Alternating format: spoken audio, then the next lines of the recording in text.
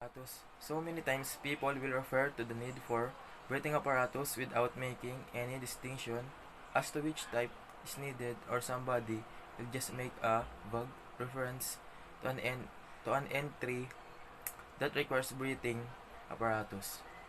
It might just be a safety advisor who said that you should consider the use of BA.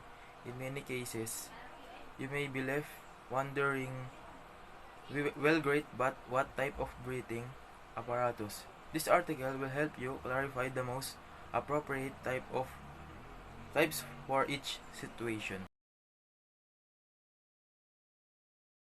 Example of breathing apparatus is what we call the escape breathing apparatus. Is used for self-rescue from an environment that has become hazardous after entry into it.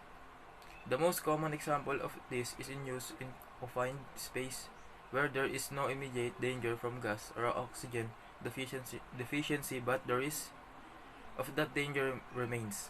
And so, and escape BA is carried, enabling the user to do the set and rescue themselves from hazardous environment. Example of breathing apparatus is called self-contained breathing apparatus. Self-contained breathing apparatus, or SCBA, compressed air breathing apparatus, is used for entry into unknown hazardous environment. One user we will all recognize is the fire service, who use SCBA to enter areas where smoke and noxious gases are present. But SCBA is used in many entires where there is a toxic gas, asphyxiate, or oxygen deficient environment.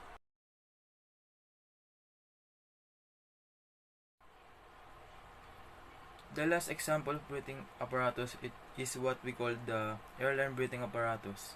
Is where the air supply is removed from the user and they are fed compressed air via an airline.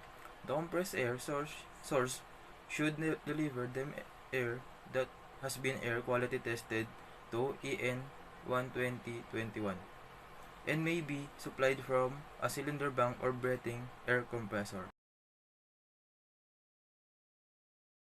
Second, the resuscitator. A resuscitator is a device used to force oxygen into the lungs of a person who is not breathing. Manual resuscitators can be an effort to operate while the gas-powered device requires little exertion, allowing the operator to focus on ensuring that the unit functions properly and at the correct pressure. The last discussion is all about the rescue and equipment on board the ship. All ships must carry certain emergency and life equipment. This equipment must meet minimum standard and must be properly tested and serviced. There are different requirements depending on the size and the types of ship and where it's operate.